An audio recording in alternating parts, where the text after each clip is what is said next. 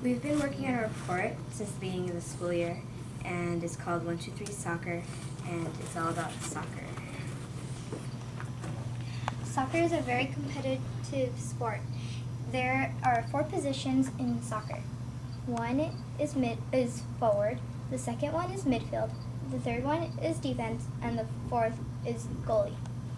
There are 3 main things that you need to play soccer. You need a ball, a field that's not occupied, or a place that's not occupied, and some goals. Do any of you play soccer here? Well, if you guys are in a league, then you guys play youth soccer, because youth soccer is for ages 2 to 17 or 18. And after 17 or 18, then you go to an adult league. Soccer is the most popular sport in the world. Soccer actually started in China, but it wasn't exactly how you would play it today. It was different. That was in 200 AD. Then in 400 AD, the Romans copied it and they changed up the rules. In the 1100s, the children in England changed the rules even more.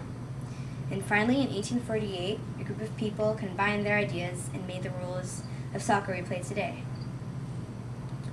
Soccer started to spread throughout the world. It finally, gradually over time, came to the United States in 1913.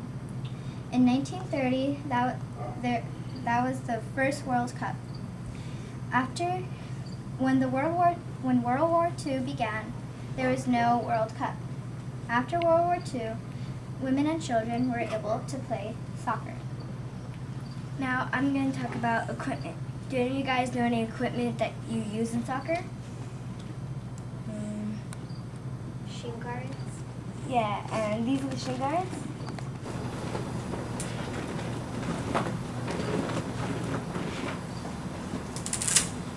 You put the shin guards on your shins so they won't get hurt because you kick the ball down there. And do you know any other equipment? Ethan? Cleats. Yeah, and these are the cleats. And long socks go over your shin guards, and they usually match the color of your uniform or jersey. Okay, so now I'm going to talk about the rules. Every game needs some rules, and I'm going to talk about the rules of the field. And the field has to be no more than 130 yards, and has to be no less than 100 yards. And the width of the field has to be 100 yards and has to be no less than 50 yards. The soccer ball has to be made out of leather or other acceptable materials. The players on each team have to be even, and they have to wear a jersey, shorts, socks, cleats, and shin guards.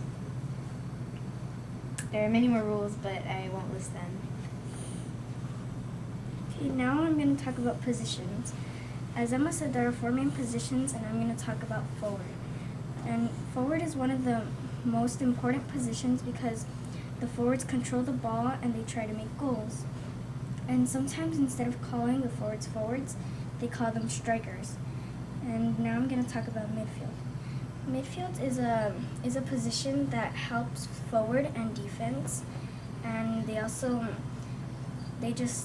to go help the forwards by going up the field and down the field to help the defense. Now I'm going to talk about defenders and the goalkeeper.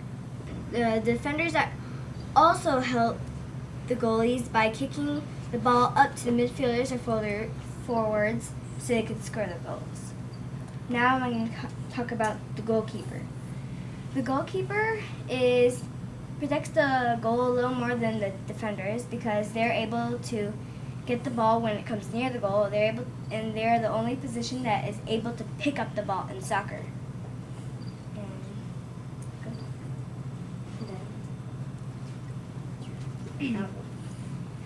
In soccer, there are many skills. One of them is dribbling. You may have heard the term dribbling in basketball, but in soccer, it's when you're running and kicking the ball softly to try to get it to somewhere on the field. And another term is kicking. If you want to kick far, you kick with the side of your toes. If you kick with the front, you won't have any control over the ball.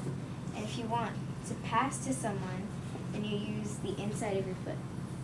If someone kicks the ball into the air, you're able to hit it with your head or your leg. And if you think the ball is going to hit you, you can block it with your body, but not your hands. There are many professional players, and we have written about them. The first one is Mia Hamm. I'm going to talk about Mia Hamm.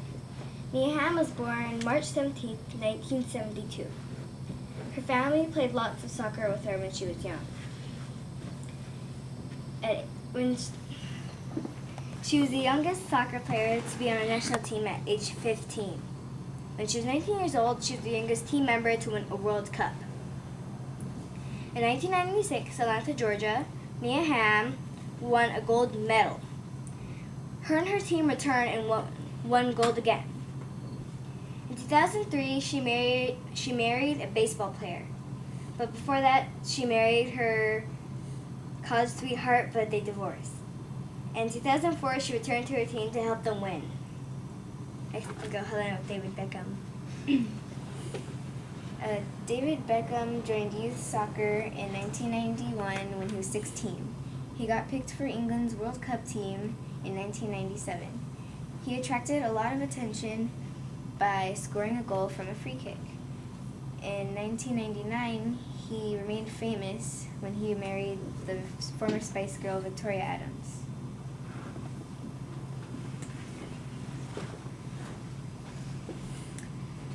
Now I'm going to talk about Ronaldo. Ronaldo was born in a poor town in Rio de Janeiro, and he first got his interest in soccer when he was 12. And what he played was club soccer.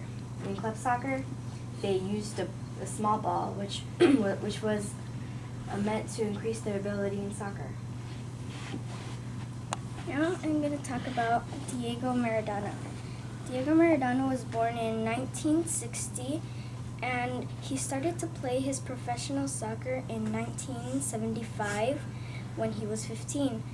And he played his farewell game in November 2001, and he also made a soccer move which is called the Maradona, which is his last name. Does this young lady right here look familiar? Yes, Alisa? It looks like Miss Tenold. Well, you're fortunately right. Miss Tenold was born on October 4th, 1985. She first found interest in soccer when she was 8 years old, and then she played soccer throughout college, and after that she was in a professional league. After that, she became a teacher of soccer, and she teach 9-year-olds to 18-year-olds. That was all for our presentation. Is there any questions?